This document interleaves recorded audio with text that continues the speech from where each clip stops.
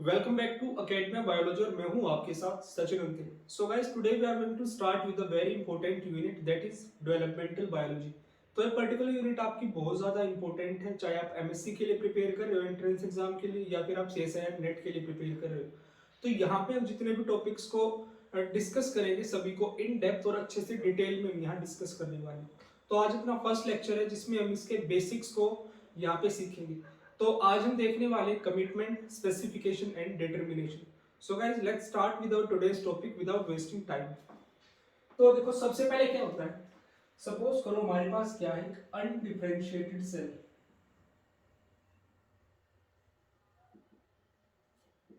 Undifferentiated cell,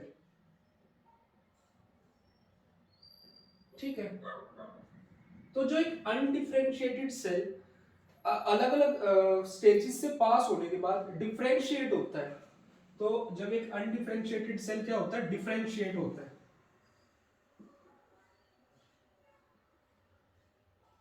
differentiated cell, ठीक है। तो एक अनडिफरेंशिएटेड सेल को डिफरेंशिएट होने के लिए जो रास्ता या जो पाथ फॉलो करनी पड़ती है उसको ओवरऑल हम बोलते हैं आपका commitment. This is called as your commitment. ये सारा का सारा आपका हो गया कमिटमेंट, ठीक है। अब जो आपका कमिटमेंट है, कमिटमेंट में आपकी अलग अलग स्टेजेस होती है। जो कमिटमेंट में आपकी फर्स्ट स्टेज है दैट इज योर स्पेसिफिकेशन, ठीक है। तो कमिटमेंट में जो आपकी फर्स्ट स्टेज है उसको हम बोलते हैं आपका स्पेसिफिकेशन, और जो कमिटमेंट में आपकी सेकंड स्टेज है उसको हम बोलते हैं आपका determination. Determination,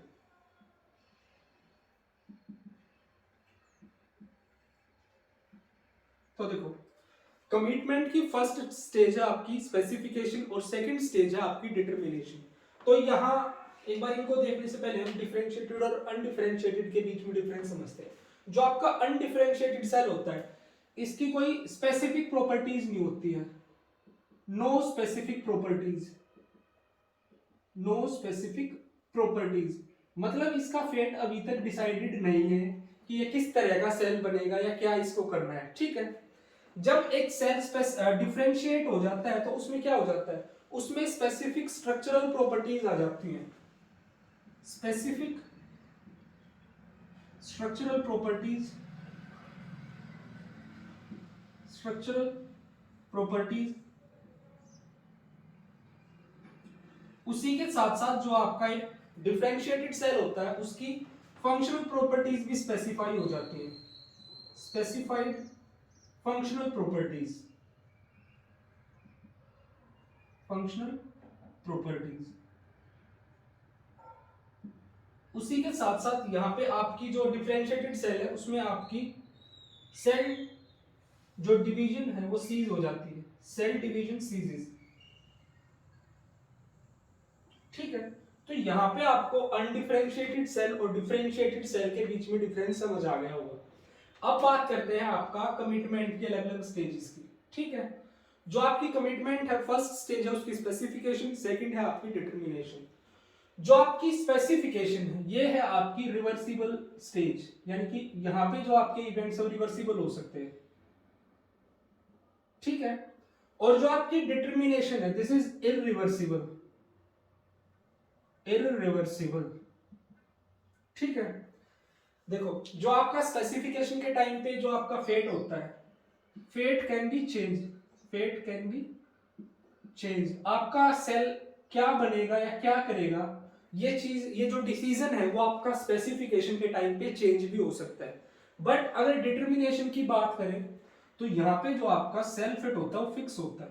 cell fit fixed, वो चेंज नहीं हो सकता, ठीक है। तो यहां हम लिख सकते हैं आपका जो आपकी स्पेसिफिकेशन है वो कैसी हो सकती है, ऑटोनोमसली स्पेसिफाइड, ऑटोनोमसली स्पेसिफाइड भी हो सकती है ये आपकी, ठीक है।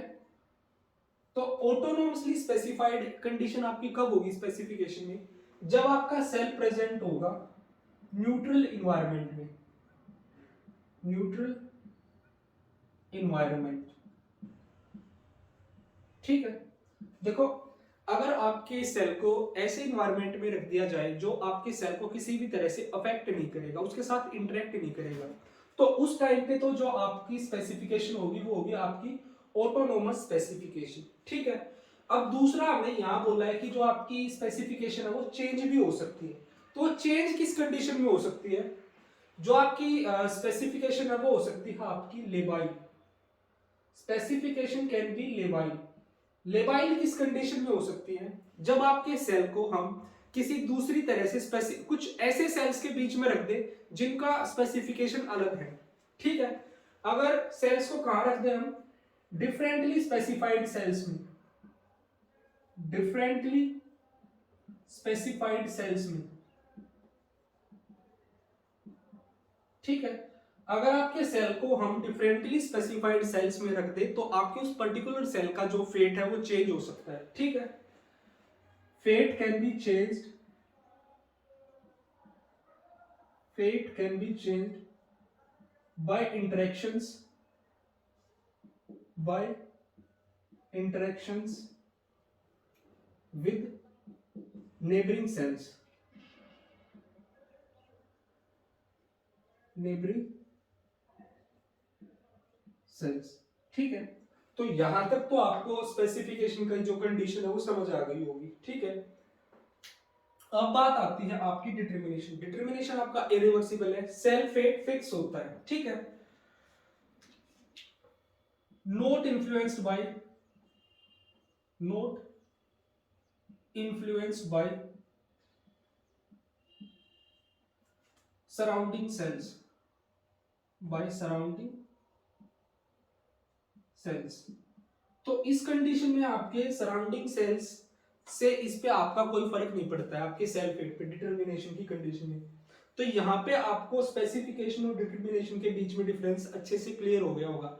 अगर अभी भी आपको ये चीज क्लियर नहीं हुई तो मैं एक सिंपल सा आपको एक एग्जांपल देता हूँ। सपोज स्पेसिफिकेशन समझते हैं सबसे पहले। सपोज करो आपने स्टार्टिंग से सोच रखा है कि मुझे एमएससी जूलॉजी से करनी है। ठीक है, या आपने बिल्कुल सोच रखा है कि मेरे को एमएससी जूलॉजी से ही करनी है, बट सडनली क्या होता है, आपका एक दोस्त आता है आपको और वो आपको बोलता है कि botany is much better than zoology, कि आपकी बॉटनी ज्यादा अच्छी है, जूलॉजी इतनी अच्छी नहीं है। तो आप क्या करते हो, अपनी थिंकिंग को, अपने थॉट प्रोसेसिंग को चेंज कर लेते हो और आप बॉटनी की तरफ डाइवर्ज हो जाते हो। तो ये कंडीशन तो हो गई आपकी स्पेसिफिकेशन की, यानी कि आपने जो डिसाइड कर रखा था वो आपका दिमाग के वो जो थॉट थे वो आपने चेंज कर लिए अपने फ्रेंड के इन्फ्लुएंस की वजह से। अब बात आती है डिटर्मिनेशन की वजह से। डिटर्मिनेशन में भी सिंपली सपोज करो आपने शुरू से सोच रखा है कि मुझे एमएससी जूलॉजी से ही करनी है और आपका दोस्त आपको आके बोल रहा है कि बॉटनी ज्यादा अच्छी है, पर इस कंडीशन में क्या है, आपको आपके दोस्त की बातों से कोई फर्क नहीं पड़ रहा है कि वो क्या बोल रहा है। तो यहाँ पे जो आपने सोच रखा वो बिल्कुल फिक्स है कि जूलॉजी से करनी तो जूलॉजी है। तो इस कंडीशन में होता है आपका डिटर्मिनेशन, यानी कि आपका जो फेट है आप अपनी थॉट प्रोसेसिंग को चेंज नहीं करोगे, किसी के इन्फ्लुएंस में यहाँ पे आप नहीं आने वाले हो। तो इससे सिंपल तो आई थिंक आप समझ भी नहीं पाओगे किसी और एग्जांपल से। तो ये हो गया आपका स्पेसिफिकेशन और डिटर्मिनेशन। ये आपको याद रखना जरूरी है, स्पेसिफिकेशन आपकी रिवर्सिबल है और जो आपकी डिटर्मिनेशन है वो इरिवर्सिबल है। अब स्पेसिफिकेशन में आपकी दो कंडीशन आती है। आपकी जो स्पेसिफिकेशन है वो कैसे हो सकती है, ऑटोनोमसली स्पेसिफाइंग भी हो सकती है। ऑटोनोमसली स्पेसिफाइंग कब होगी, जब आपके सेल को हम ऐसे इन्वायरमेंट में रखें जो कि हो आपका न्यूट्रल, यानी कि जो आपका इन्वायरमेंट है वो आपके सेल को किसी तरह से इफेक्ट ना करे। इफेक्ट नहीं करेगा तो आपका सेल उसी तरह से डेवलप होगा जिस तरह से उसको होना चाहिए। ठीक है, अब स्पेसिफिकेशन में दूसरी कंडीशन हो सकती है, जो आपका सेल का फेट है लेबाइल। लेबाइल यानी कि जो चेंज हो सकता है, वो चेंज कब हो सकता है, जब आप अपने सेल को ऐसे सेल्स के बीच में रख दो जिनका फेट अलग हो, या फिर हम बोल सकते हैं डिफरेंटली स्पेसिफाइड सेल्स। तो उन सेल्स के साथ जाके आपका सेल अपने फेट को चेंज कर लेगा। तो इसको हम बोलेंगे आपका लेबाइल वाली कंडीशन। ठीक है, fate can be changed by interactions with neighbouring cells. तो ये बेसिक इतना आपको समझ में आना जरूरी है डेवलपमेंट बायोलॉजी को शुरू करने से पहले। अब देखो यहाँ पे जो आपकी स्पेसिफिकेशन है,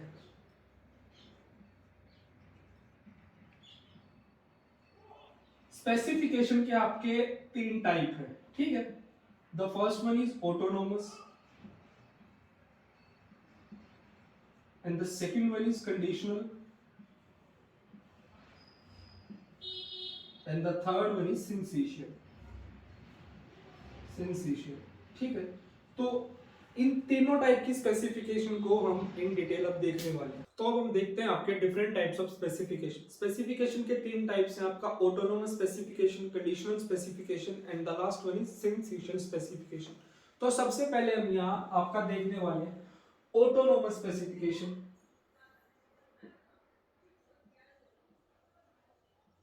ऑटोनोमस स्पेसिफिकेशन, ठीक है, तो यहां हम क्या देख रहे हैं आपका स्पेसिफिकेशन के टाइप।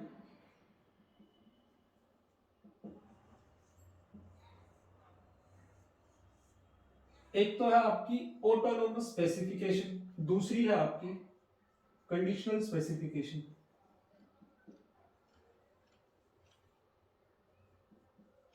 कंडीशनल स्पेसिफिकेशन,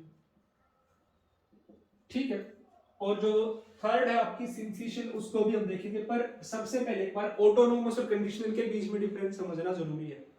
तो देखो, जो आपकी ऑटोनोमस स्पेसिफिकेशन है, इसमें जो आपके सेल्स होते हैं उनको शुरू से ही पता होता है कि उनको क्या बनना है, ठीक है, the cell fate is predetermined we can say. और यहाँ पे जो आपका सेल फेट डिटरमाइंड होता है बाय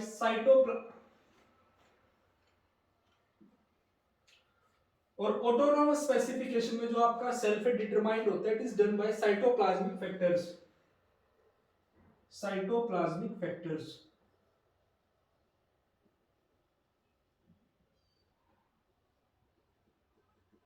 साइटोप्लाज्मिक फैक्टर्स, ठीक है। तो ऑटोनोमस स्पेसिफिकेशन में जो आपका सेल फेट डिसाइड होता है, it is done by cytoplasmic factors, या फिर जिन्हें हम बोलते हैं आपका cell fate determining factors. Cell fate determining factors, cell fate determining factors, ठीक है। तो ये हो गया आपका ऑटोनोमस स्पेसिफिकेशन। अब ऑटोनोमस स्पेसिफिकेशन को एक बार हम समझते हैं। सपोज करो ये हमारे पास एक फोर सेल स्टेज एक एम्ब्रियो है, ठीक है। तो यहाँ पे जो पर्टिकुलरली B4.1 जो ब्लास्टोमियर सेल्स होते हैं, ये रिस्पॉन्सिबल होते हैं आपका टेल मस्कुलेचर के लिए, टेल मस्कुलेचर को फॉर्म करने के लिए, टेल मस्कुलेचर, ठीक है। तो यहाँ पे मान लीजिए हमने यहां से क्या किया, जो आपके B4.1 जो ब्लास्टोमियर्स है, इनको यहां से रिमूव कर दिया। क्या कर दिया? रिमूव कर दिया, जो ये वाले आपका पार्ट था, ठीक है। तो अब जो इनसे आपका जो ऑर्गेनिज्म बनेगा, उसमें आपका टेल मस्कुलेचर एब्सेंट होगा।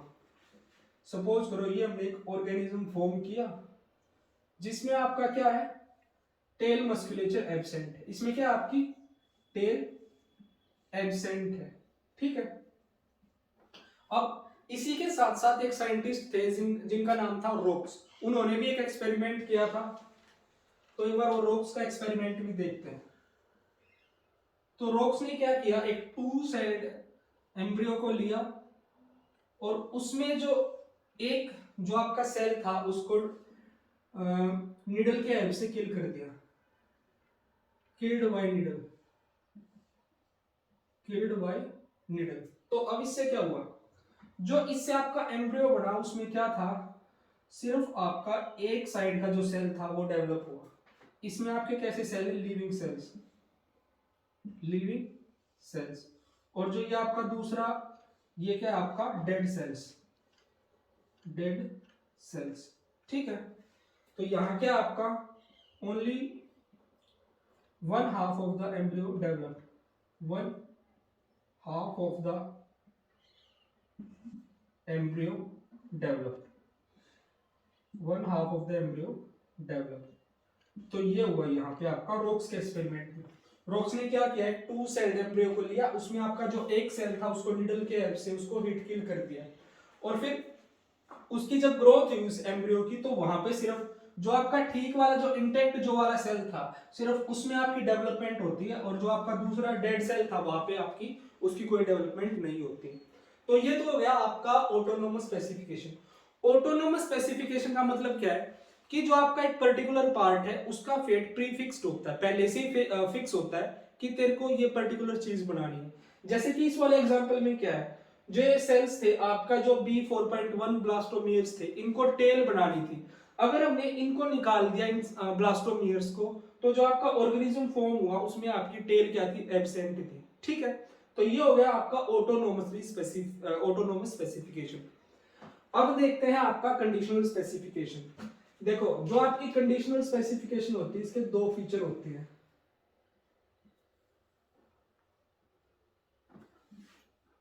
फेट, क्या दिक्कत है, शायद ठंड की वजह से वही मार्कर भी नहीं अच्छे से चल रहे। Fate is determined by interaction with neighbouring cell, interactions with neighboring cells,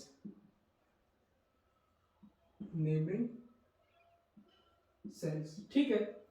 एक तो फीचर हो गया आपका कंडीशनल स्पेसिफिकेशन का ये कि the fate is determined by interactions with neighbouring cell.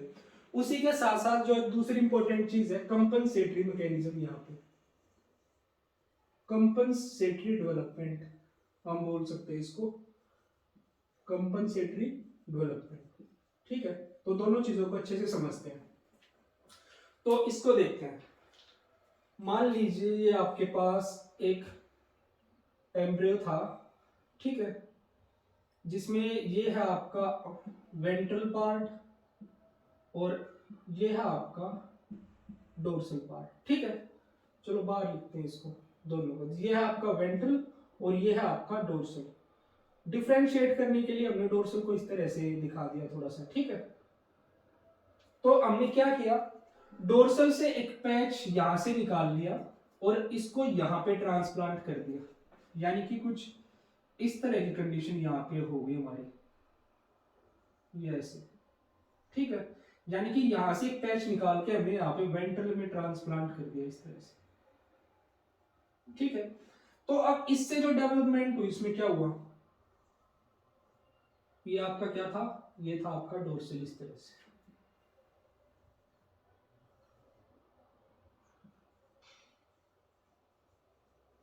This is your ventral and this is dorsal. तो देखो क्या किया हमने, डोर्सल से आपके कुछ सेल्स को निकाला और उनको आपके वेंट्रल जो आपका रीजन था वहां पे ट्रांसप्लांट कर दिया। फर्दर डेवलपमेंट हुई तो क्या हुआ, जो आपके वेंट्रल के सेल्स थे, जो डोर्सल से हमने सेल्स ट्रांसप्लांट किए थे, cells transplanted from the dorsal region, जो आपके डोर्सल से सेल निकाल के वेंट्रल रीजन में ट्रांसप्लांट किए थे, उन्होंने भी अपनी डेवलपमेंट वेंट्रल वाले फेट के हिसाब से कर ली। ठीक है, देखो अगर वो यहाँ पे होते तो उनकी डेवलपमेंट होती डोर्सल के अकॉर्डिंग। ठीक है, बट जब उनको डोर्सल से वेंट्रल में ट्रांसप्लांट कर दिया उन सेल्स को, तो उनकी फाइनली जो डेवलपमेंट हुई वो आपके वेंट्रल फेट के अकॉर्डिंग हुई। ठीक है, उसी के साथ साथ यहाँ पे क्या था, यहाँ से अगर हमने कुछ निकाला है तो यहाँ से क्या होना चाहिए था, उस चीज का लॉस होना चाहिए था, बट यहाँ पे उन सेल्स का लॉस ना होके फाइनली जो ओवरऑल डेवलपमेंट होती है उसमें वहां पे आपकी नॉर्मल डेवलपमेंट हो जाती है। इसी को हम बोलते हैं आपका कंपनसेटरी डेवलपमेंट। यानी कि मान लो जो ये आपका जो ये वाला पैच था सेल्स का, इनका भी तो कुछ स्पेसिफिक एक फेट होगा कि तुम्हें ये चीज बढ़ानी है। अगर वो चीज वहां से निकल जाए तो वहां पे उस चीज की मिसिंग होनी चाहिए थी, उस चीज की कमी होनी चाहिए थी। ठीक है, नॉर्मल अगर हम देखें, बट यहाँ पे ऐसा नहीं होता है। मिसिंग होने के बाद भी यहाँ पे आपकी कंपनसेटरी डेवलपमेंट होती है और आपके सारे के सारी जो चीजें हैं, जो सेल्स है, वो आपके अच्छी तरह से डेवलपमेंट हो जाती है। ठीक है, तो यहाँ पे क्या हुआ, कंपनसेटरी आपकी डेवलपमेंट हो गई। ठीक है, ये हो गया आपका conditional specification. No part missing, no part found missing. ठीक है, अगर ऑटोनोमस स्पेसिफिकेशन होता तो यहां से जो चीज निकाली थी उसकी यहां पे कमी हो जानी चाहिए थी, जैसा कि आपका टेल वाले केस में हो रहा था। जो टेल वाले जो आपके ब्लास्टोमियर्स थे, उनको निकालने से क्या हो रहा था, हमारी टेल गायब हो रही थी। ये था ऑटोनोमस स्पेसिफिकेशन। बट कंडीशनल में क्या हुआ, ये सेल्स निकालने के बाद भी यहाँ पे आपकी नॉर्मल डेवलपमेंट हो जाती है। ये हो गया आपका कंडीशनल स्पेसिफिकेशन। यहाँ पे डोर्सल के सेल्स थे, आपको डोर्सल के सेल्स को निकाल के वेंट्रल रीजन में डाल दिया, पर जो ये आपके डोर्सल के ट्रांसप्लांटेड जो सेल्स थे, उन्होंने अपनी डेवलपमेंट कर ली अपने सराउंडिंग सेल्स के अकॉर्डिंग, यानी कि वेंट्रल सेल्स के according. So the fate is determined by interactions with neighbouring cells. तो ये आपके दो फीचर है कंडीशनल स्पेसिफिकेशन के। उसी के साथ साथ यहाँ पे एक ड्रिस्ट ने एक्सपेरिमेंट किया था, ड्रिस्ट एक्सपेरिमेंट।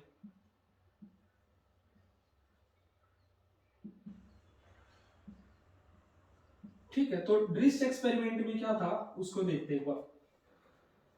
ये हमारे पास एक 4 सेल्ड एम्ब्रियो था, ठीक है, जो कि आपका फॉर्म करता है कि प्लूटियस लार्वा इस तरह से। This is your pluteus larva, pluteus larva, ठीक है, ये हो गया आपका प्लूटियस लार्वा इस तरह। अब ये तो हो गया आपका नॉर्मल डेवलपमेंट, नॉर्मल डेवलपमेंट, ठीक है। पर ड्रिस्ट ने क्या किया, इन चारों सेल्स को सेपरेट कर लिया। ये जो क्या थे आपके 4 सेल्स थे इस तरह से, इनको चारों को सेपरेट कर लिया इस तरह से, चारों को अलग अलग कर लिया। और यहाँ पे जो ड्रिस्ट को रिजल्ट मिले वो काफी शॉकिंग, मतलब काफी सरप्राइजिंग रिजल्ट यहाँ पे मिले। चारों को निकालने के बाद भी यहाँ पे प्लूटियस लार्वा फॉर्म हुए, ठीक है, ये इस तरह से।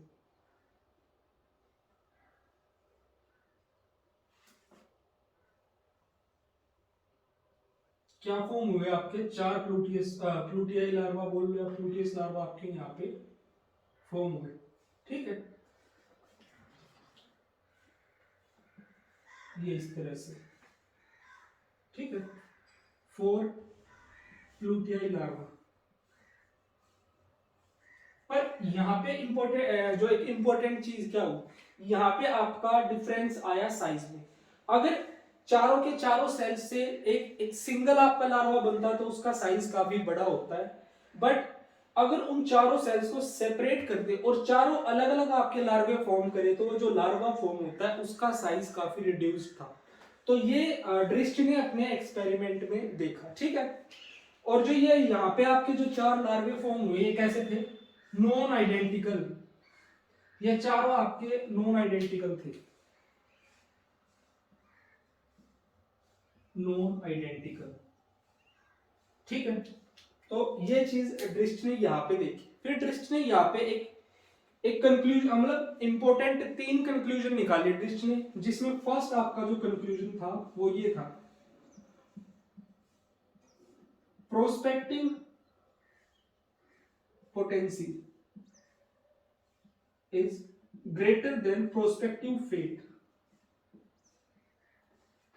Greater than prospective cell fate, ठीक है। तो एक बार यहाँ पे इस टर्म को अच्छे से समझ लेते हैं। देखो यहाँ पे पोटेंसी का मतलब है कि एक सेल जितने अलग अलग टाइप की चीजें फॉर्म कर सकता है, ठीक है, different type of cell that a cell can form is called as your potency. ये तो हो गया आपका पोटेंसी, ठीक है, वो जितने मैक्सिमम टाइप के सेल्स आपकी फॉर्म कर सकता है वो पोटेंसी है। और प्रोस्पेक्टिव सेल फेट क्या आपका, सॉरी प्रोस्पेक्टिव नहीं, एक्चुअल सेल फेट, यहाँ पे लिख सकते हैं हम आपका एक्चुअल सेल फेट, ठीक है। एक्चुअल सेल फेट का मतलब है कि वो एक्चुअली में क्या चीज फॉर्म करता है। तो आपकी प्रोस्पेक्टिव पोटेंसी बहुत ज्यादा आपके एक्चुअल सेल फेट से, वो हम यहाँ पे देखो किस तरह से, देखो अगर जो आपके ये 4 सेल थे अगर वो यहाँ पे आपके एक साथ रहते तो क्या होता, वो सिर्फ स्पेसिफाइड स्ट्रक्चर से फॉर्म कर सकते थे। ये हो गई आपकी एक्चुअल सेल फेट, यानी कि ये पार्ट आपका कुछ एक स्पेसिफाइड पार्ट ही बनाता।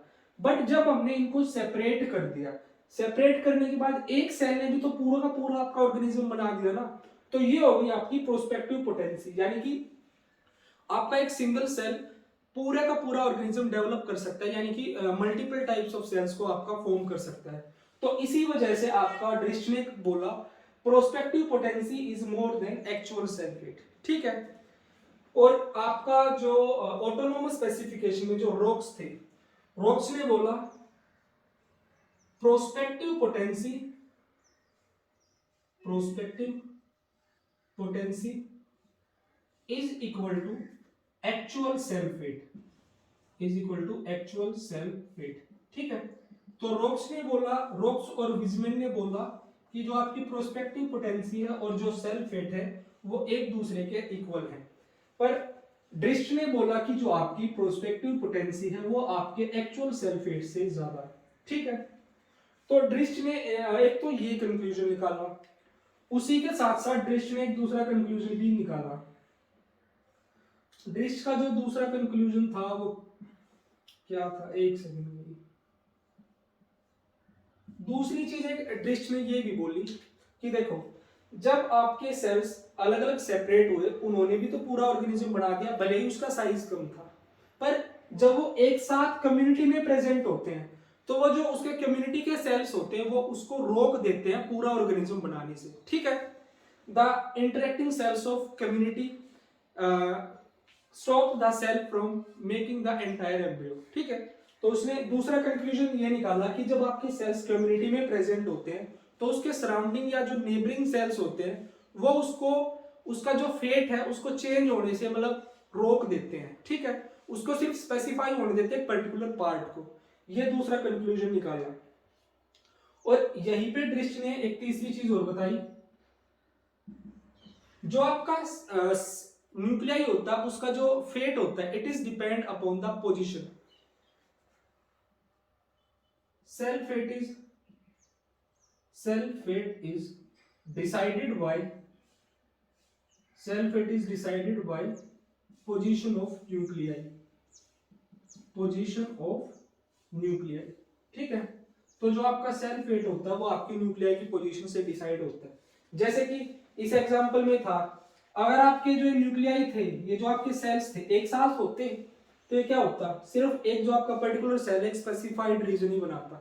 बट जब हमने इनको अलग अलग कर दिया, एक तरह से इनकी पोजीशन में चेंज आ गया, तो उससे क्या हुआ, आपका एक सिंगल सेल पूरा ऑर्गेनिज्म डेवलप कर रहा है। ठीक है, यानी कि उसकी जो पोटेंसी है वो बहुत ज्यादा है। पोटेंसी यानी कि पोटेंसी का सिंपली मतलब होता है potential to form different types of cells. ठीक है, तो ये हो गया आपका ऑटोनोमस स्पेसिफिकेशन और कंडीशनल स्पेसिफिकेशन के बीच में डिफरेंस।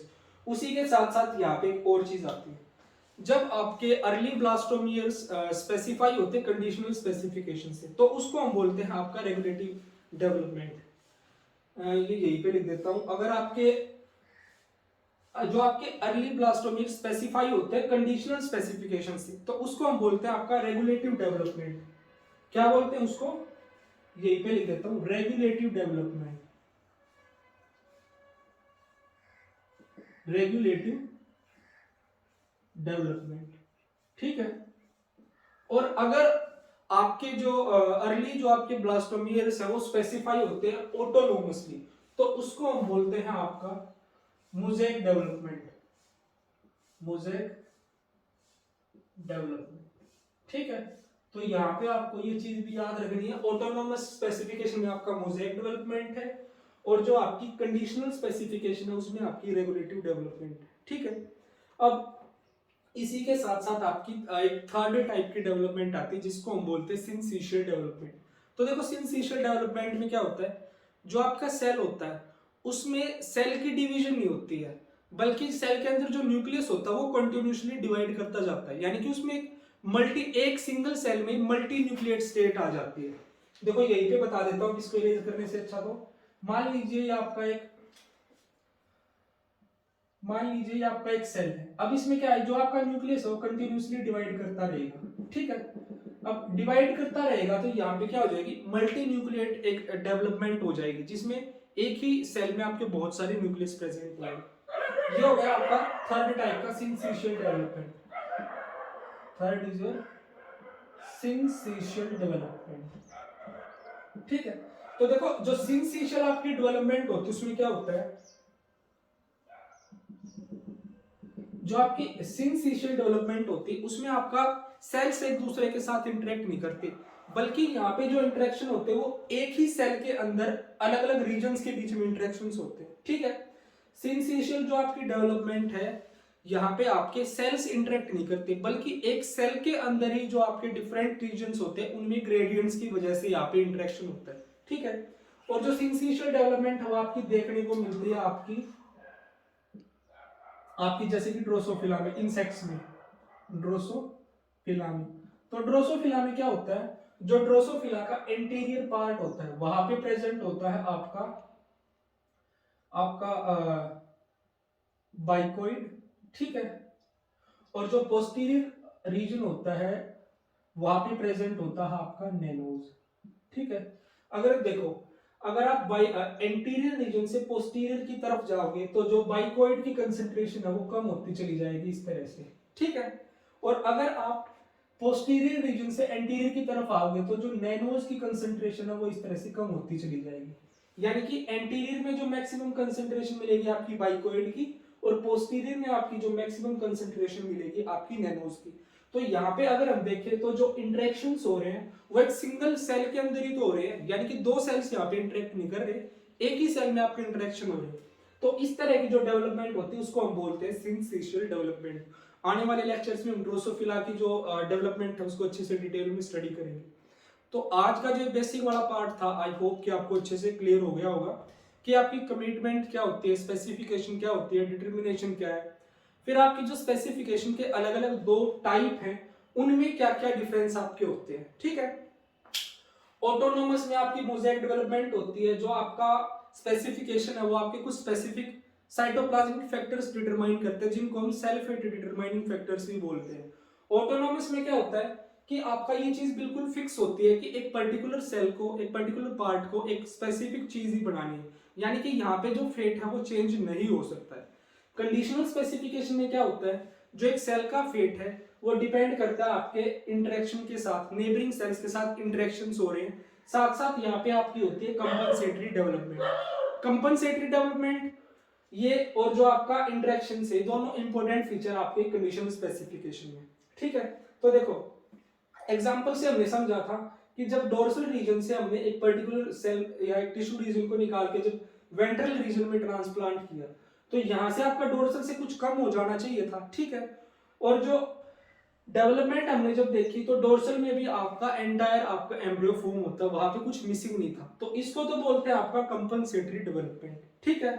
अब जो डोर्सल से सेल निकाल के वेंट्रल में डाले थे, यहाँ पे आके जो डोर्सल के सेल थे उन्होंने अपने फेट को चेंज कर लिया, और वो डोर्सल के नहीं रहे, उन्होंने अपने फेट को वेंट्रल के अकॉर्डिंग अपने सराउंडिंग सेल्स के अकॉर्डिंग चेंज करके डेवलपमेंट की, जिससे यहाँ पे नॉर्मल डेवलपमेंट हुई वेंट्रल रीजन की। ये हो गया आपका कंडीशनल स्पेसिफिकेशन में। ऑटोनोमस स्पेसिफिकेशन में prospective potency is equal to actual cell fate, और कंडीशनल में आपकी prospective potency is more than your actual cell fate, ठीक है। और कंडीशनल में आपका जो सेल फेट है it is decided by the position of your nuclei, ये आपके पोजीशन के बेस पे आपके सेल के फेट को डिसाइड किया जाता है।